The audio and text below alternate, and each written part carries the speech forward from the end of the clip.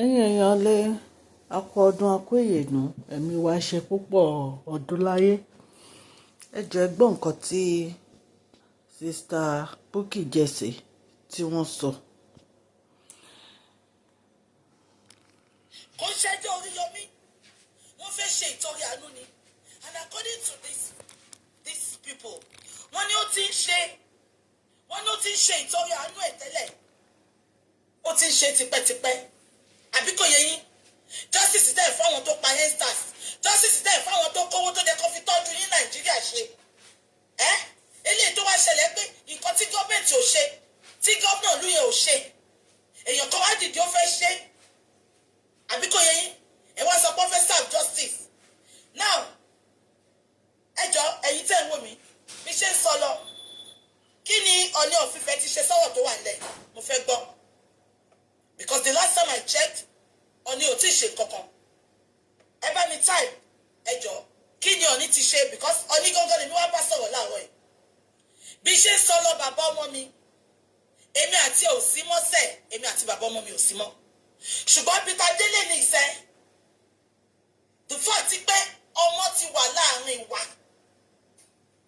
ẹ gbọ́ mi, ọmọ ti wà láàrin wa. mo sọ fún pọ́dún mẹ́rin 4 years and 11 months lọ́ fi revoke ìwé mi nínú ìlú yìí. mi ì lè ṣiṣẹ́, mo ò lè ṣe nǹkan kan. bàbá ọmọ mi ń change náírà, ó ń change ẹ̀ sí pounds, ló ń send ẹ̀ sí wa lójoojúmọ́. bàbá ọmọ mi ò jẹ́ kí n màlá, kò sí nǹkan tí mo ṣe. òun àtìyàwó ẹ̀ wà, they are beautiful lovely family with children. àbí kan tí mo sọ yẹn, but kí ló dé tí bàbá ọmọ mi ṣe ń wà ń bẹ̀ fún mi lójoojúmọ́? ìtorí ọmọ tó ti pa wá pọ̀. ẹ̀yin abiyamọ tẹ́ ń wò mí lẹ́nu, ẹ̀yin tẹ́ ẹ̀jẹ̀ tí ìbí tẹ́ yìí má bí. ṣé ọ̀rọ̀ yẹn yé yín ṣá? ṣé mo ò ṣe bàbá ọmọ mi rí ni? a ti máa jà, a ti máa ṣẹ́ra wàdà. ṣùgbọ́n gbogbo ẹ̀yin tẹ́ ń wò mí lẹ́nu, tó bá sọ pé o máa fi ọkọ láyé ẹ, ọkùnrin tí ò bá ti níbẹ̀rù Ọlọ́run, ọkùnrin tó jẹ́ pé tiẹ̀ tinú mi ni máa ṣe nìkan ló mọ̀, ẹ jọ̀ọ́ ẹ bá mi sá fún. am I communicating? kí ni Ọọ̀ni ń ṣe sọ̀rọ̀ yìí? Ọọ̀ni mi fẹ́ mọ bó ṣe lè jẹ́ Ọọ̀ni. ìyàwó Tinubu dìídì wá sí Ifẹ̀ 1 billion ló fún yín, kò sí bó ṣe lè lé tó. wọ́n ní kíní kan lọ́ba máa ń forí bíbẹ́ ṣe. ibi tí Nàìjíríà délé ní Nàìjíríà ò kì í ṣe ìlú òyìnbó. Ọọ̀ni it's just a phone call. ẹjọ́ ìyá mi, ẹ bá mi tamper justice with mercy, ẹ bá mi bá àwọn tó necessary sọ̀rọ̀. that is Nigeria for you. ẹ má sọ pé kó máa fi abẹ́ ṣí èrè.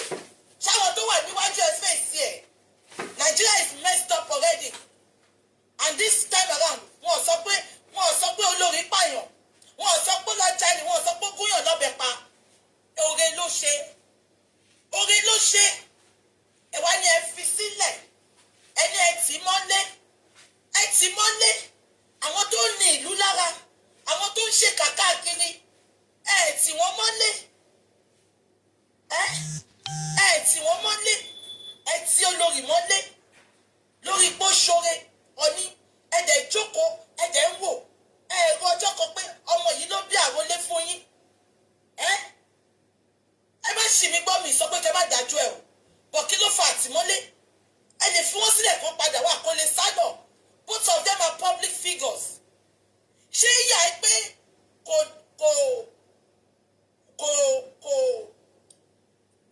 èmi máa sọ bó ṣe jẹ́ kí n sọ ẹ má bínú.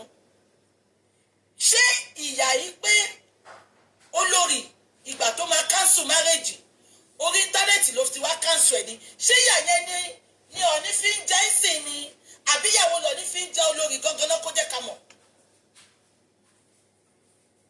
ẹ bá mi sọ, because Ọọ̀ni cannot keep quiet. àbí kò yẹ yín? Ọọ̀ni cannot keep quiet. Ọọ̀ni cannot keep quiet. mi fẹ́ mọ nǹkan tó lè jẹ́, ẹ má get me wrong o. kò kí ń ṣe Naomi ni mo ní kọ́ ní gbèjà sí i o, ọmọ tó ti wà láàrin wọn. abẹ́gẹ̀t ọmọ exactly.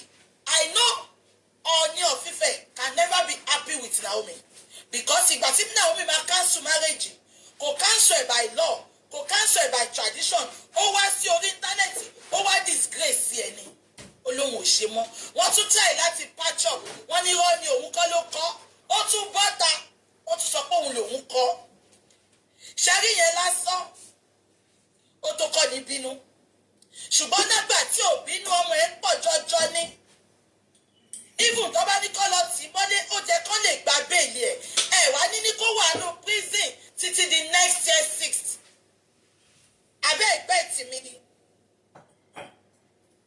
ok wọ́n ló make statement wo ló make ṣó tiẹ̀ jẹ́ kí Naomi kọ́kọ́ lọ sí prison yẹn kó tó make statement come on now èèyàn kan sọ pé because àbí kan tí mo sọ yẹ yín gẹ̀ẹ́tì ni iyì lọ bá ń forí bíbẹ́ ṣe iyì ló fi ń ṣe kò fi ṣe kọ́kọ́ ju iyì lọ tó wá di pé Naomi wá wà ní prison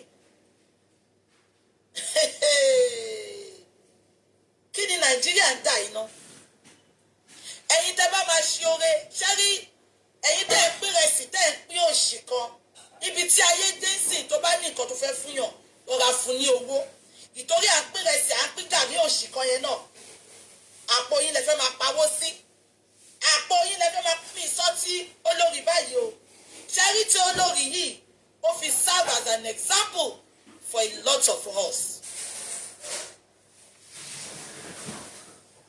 àbí kọ́sìmọ̀ sọ yìí ìwọ tó bá dẹ̀ fẹ́ pín gàrí tó bá fẹ́ pín ata avoid Ìbàdàn because on gbé fídíò kan kiri báyìí sí wọ́n ní ará Ìbàdàn wọ́n lè wọ bọ́ọ̀sì 6,000 kọ́ lọ fi gba báyìí 3,000 Ọọ̀ni ọ̀fífẹ́ ẹgbẹ́ wa ro tadé ní kárò ẹjọ́ wọ́n sọ pé ọmọ yìí ti collapse ẹ̀rọ tìyá ètò ń sunkún abiyamọ ní gbogbo wa ẹjọ́ gbogbo èyí tẹ́ bá wà lórí ọ̀rọ̀ Naomi because I know you want to use it to punish her let's be real Oríyọmí tiẹ̀ náà àmàbáyẹ bẹ̀bẹ̀ díẹ̀ ni ìtoríjọ́ tí ẹ ti drop pẹ́ẹ́nì Mohbad lèmi ti mọ̀ pé nǹkan kan máa ṣẹlẹ̀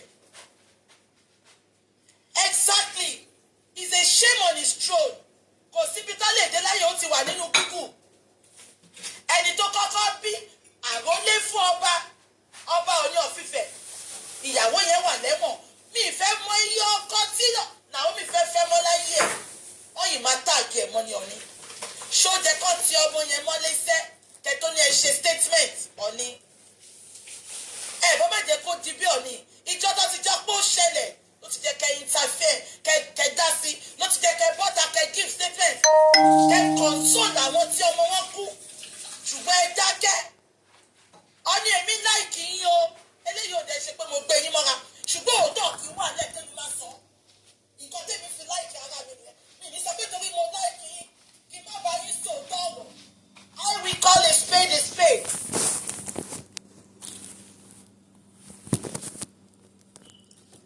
àbí kí ni mo ṣe kí lọmọ yìí ṣe tó fi di pé ẹ wá lọ tì mọ́lé ẹ lè ní kó máa lọlé kó padà wá lọ́ọ̀dì 6 yẹn náà why lock them up these are two public figures wọn kò síbi tó fẹ́ sá lọ they are public figures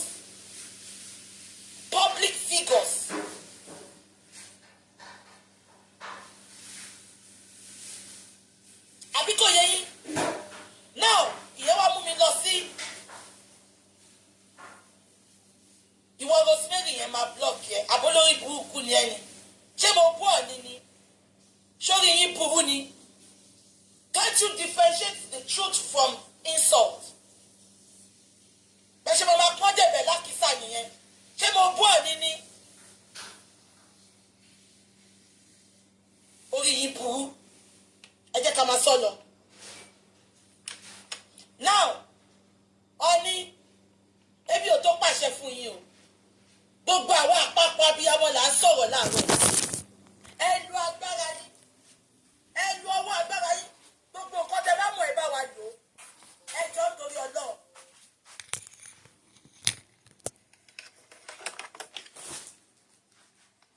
mo ń bọ̀ ẹ jọ Ọọ̀ni of Ifẹ̀ ẹjọ́ ẹ bá wa lo ọwọ́ agbára yín. Thank you. Àbúrò ẹ wá sọ pé wọ́n charge ẹ̀ fún murder. Ẹ ṣé, God bless you my sister. Why tó fi charge Naomi fún murder? Ṣé Nàìjíríà ṣáwọn tó ń dájọ́ Nàìjíríà yìí ṣé ọmọ túmọ̀ nǹkan tó máa ń dájọ́ fún ṣá? Wọ́n charge Naomi fún murder. Ẹjọ́ murder fún kíni? Ṣé ogún àwọn ọmọ ogún wọn pa ní àbí because ẹ ṣe ẹni tó rán mi létí yẹn ṣe nǹkan tó yẹ kí n bọ́ta gangan nìyẹn. Wọ́n charge Naomi fún murder. Àwọn tó ń pààyàn gan ẹ fi wọ́n lẹ̀ kọ́ máa lọ ní ẹ̀ charge wọn fún murder. Ó ṣẹlẹ̀ l'Ábùjá, ó ṣẹlẹ̀ n'Anambra, àmàgbọ́n kankan tí Naomi ṣálẹ̀ dúró tì. Ẹ sọ pé it's not murder. Have you heard from her sister? Her sister is on Insta blog. Yeah. Àbúrò ẹ ti sọ nǹkan, àbúrò ẹ ṣá, yeah. They charge her for murder. You are saying it's not murder. Why can't you go and check? Àbúrò bẹ́ẹ̀ mi daft to beat you. They charge her for murder, yeah. Oh, I love Insta blog. Her sister spoke yesterday. That was why the mom came out to cry.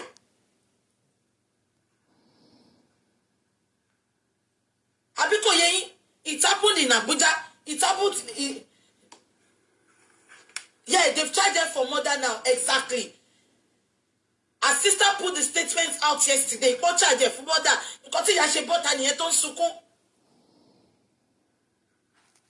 Àbí kò tí mo sọ yẹn so ibi tí mo ti ní problem nìyẹn ṣóhun ló gún mọ́ ni ibẹ̀ ni mo ti ní problem pẹ̀lú Ọọ̀ni of Ifẹ̀ ìtorí ẹ̀ la ṣe ń fojú ẹgbẹ́ kan wò pé ṣọ́ọ̀ni ló wà ń di ẹ̀ ni ẹ má bínú o èmi á sọ bó ṣe jẹ́ kí n sọ o àbí kí la ọ̀dà kí la sáàbù kí la gbé kí la jù kí ló ṣe tẹ́ ní ó mọ́dà ìtorí ẹ̀ lèmi ṣe sọ pé kí lọ́ọ̀ni ṣe Ọọ̀ni ṣe dákẹ́ ó ṣe dákẹ́ tó yìí ìtorí ẹ̀ ni mo ṣe dárúkọ Ọọ̀ni tẹ́ bá dẹ̀ fi pé kò please yín ẹ lè ṣe ṣó fún mi gbogbo yín ṣe mi kí ẹ ní èmi máa sọ bó ṣe jẹ́ kó rí ni ìgbẹ́jọ́ tó tiẹ̀ kọ́kọ́ ṣẹlẹ̀ kọ́ ni kọ́kọ́ jẹ́ kó fún wa statement gbogbo èèyàn ọmọ tí kìíní kú please we are gonna sort it out.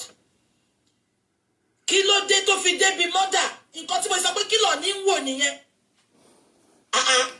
tá a bá ti torí epo tá a bá ti torí iṣu jẹ́po a bá ti torí epo jẹ́ṣù náà.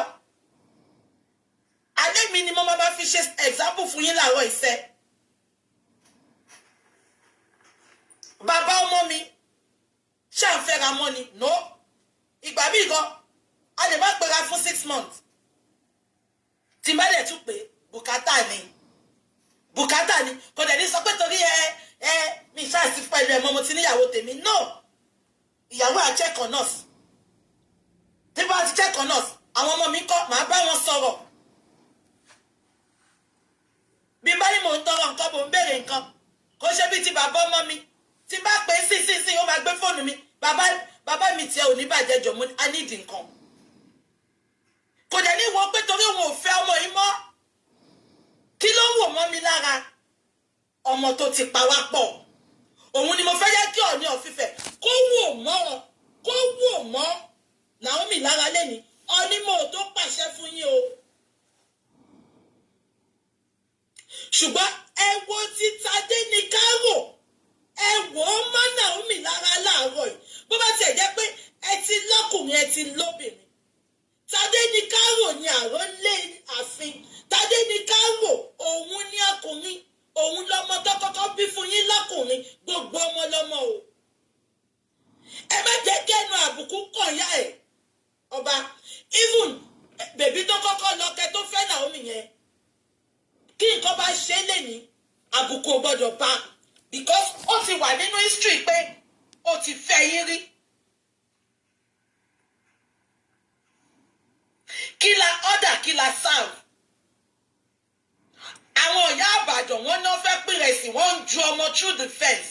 Ẹ wá mú Naomi fún murder in what way? Make it make sense. Nigerian politicians, Nigerian government, make it make sense. Ṣé Naomi ló ń bá wọn ju ọmọ through the fence ni? Wọ́n náà fẹ́ ṣe nǹkan ní 10 o'clock ní ọ̀la. Àwọn ìyá kan ti lọ gbé wọ́n ti lọ mú ẹni wọ́n ti mú kápẹ́ẹ̀tì wọ́n ti tẹ́ síbẹ̀ wọ́n ti ń sunbẹ̀ a day before ẹ sọ pé kò sí security. Ṣé security tó gbà ṣé a day before ló gbà fún ni àbí 10 o'clock níjọ́ kejì?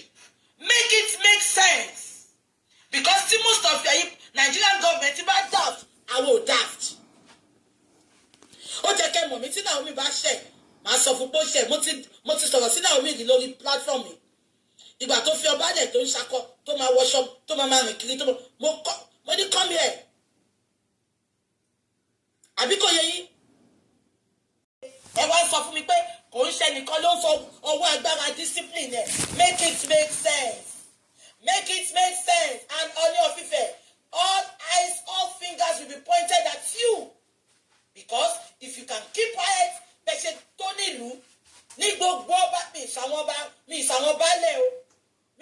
baálẹ̀ o ní gbogbo ọba aládé ní Nàìjíríà lẹ́yìn you are number one in Yoruba land if I'm not mistaken so why are you keeping quiet you have the power you have the authority 4 months ago ìyàwó Tinubu wá donate 1 million sífẹ̀ náà 1 billion bójá àwọn gan lè máa put call through mọ́mì ọmọ yín ní nǹkan tó ṣẹlẹ̀ nìyí mọ́mì nǹkan tó ṣẹlẹ̀ nìyí ẹ jọ̀ọ́ ẹ má jẹ́ kó sọ mí lẹ́nu ẹ jọ̀ọ́ nítorí ọmọ mi nítorí gbogbo yín mọ bẹ ṣe ń pera yín náà ẹ̀yin olówó Nàìjíríà ẹ mọ bẹ ṣe ń pera yín Ọọ̀ni ẹ wá dákẹ́ àdàbà ń pè kí ó ṣe bẹ́yẹ ní ògbọ́ ẹyẹ lé gbọ́ títí ló ti ẹ wá look away ẹ sọ di inconclusive bí autopsy gọ́ọ̀mẹ̀ntì sí Mohbad ẹ sọ di inconclusive decision ẹ look away ẹ bá look away àwọn ò look away o Ọọ̀ni ẹ bá look away àmọ́ ẹ pé bó ṣe disgrace yín tó sọ pé òun ò ṣe mọ́ lórí platform ọjọ́ yẹn ó jẹ́ kó fún yín ìwé ni pé òun ò ṣe mọ́ ṣùgbọ́n orí social media ló ti wá disgrace yín mo dẹ̀ mọ́ pẹ́ lè dáríjì Ọọ̀ni mo lè fi gbogbo ayé mi bẹ́ẹ̀ tiẹ̀ dáríjì ìtorí ìgbà tó lóun ò ṣe mọ́ tó wá sórí social media tó wá sọ yẹn ẹ túbọ̀ ta ìsọ pé ọ̀kan ẹná lo péèjì ẹ̀ ni ẹ lóun kọ́ ẹná hack péèjì ẹ̀ Naomi túbọ̀ ta ó náà hack péèjì òun Ọọ̀ni ẹ mú mọ́ pé náà bí yín ṣùgbọ́n ní àárọ̀ ìyèbí pa láṣẹ ni mo dá lábàá ẹni báwo ni tèmi ṣe jẹ́ ṣé mi jẹ́ ìyá Tóyìn kí ló Tóyìn Kọ́ládé ẹ bọ́ sí bí àwọn aláṣọ funfun kí lè ṣe sọ́wọ́ yìí ó ní Wàsíù sọ pé tójú ò bá tẹ̀yìn wọ̀gbí ojú ò ní tèèkó lé ìyá Tóyìn Kọ́ládé kẹmọ mọ́pá àṣẹ kiri patikọ́là ń sọ bíbà ìyá Tóyìn Kọ́ládé eléyìí ò ṣọwọ́ kẹmọ mọ́pá àṣẹ kẹmọ mú kiri pati kí lè ń ṣe sí ọmọ yìí ni Naomi ẹ lè dákẹ́ nítorí first and six ilẹ̀ yìí Ọọ̀ni of Ifẹ̀ tó bá lè sọ pé nǹkan ṣẹlẹ̀ sí Naomi báyìí sí ó jẹ́ kẹ́ bá wọn sọ̀rọ̀ ni ọba lè bínú lóòótọ́ ìyá Tóyìn Kọ́ládé kí lè ń ṣe kókó ṣe pé ká bá rí yín ní gbogbo function and auction ní àfin kẹ́ bá lè dá sí nǹkan tó ń ṣẹlẹ̀.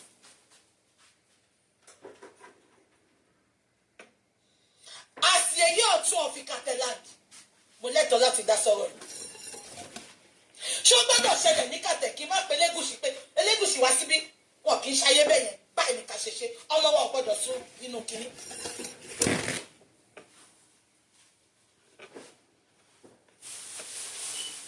ìyá Tóyìn Kọ́ládé you are very close to the palace and with due respect you need to do something kò lè jẹ́ ọmọ yín ló wà nípò yẹn ẹ lọ́ọ́ máa ṣe gbèsè challenge wọ́n ní gbèsè challenge lẹ́ ṣe lórí social media kò lè jẹ́ ọmọ yín ló wà ní position tí Naomi wà yẹn kẹ́ máa ṣe gbèsè challenge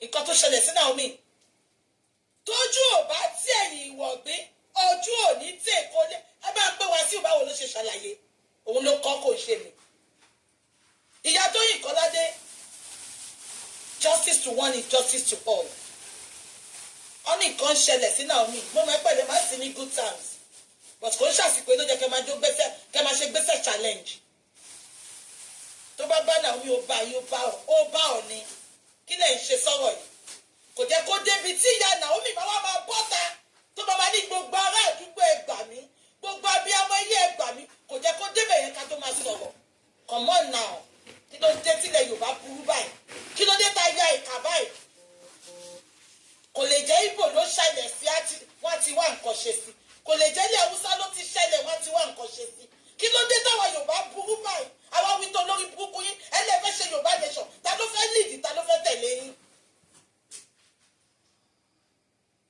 kí ló dé ta wicked báyìí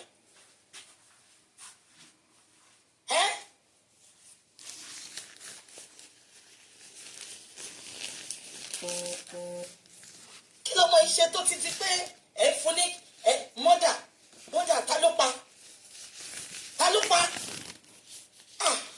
ayé mà ní ká o ẹgbẹ́jọ tí Nàìjíríà ò tùbà tí ò túṣẹ́.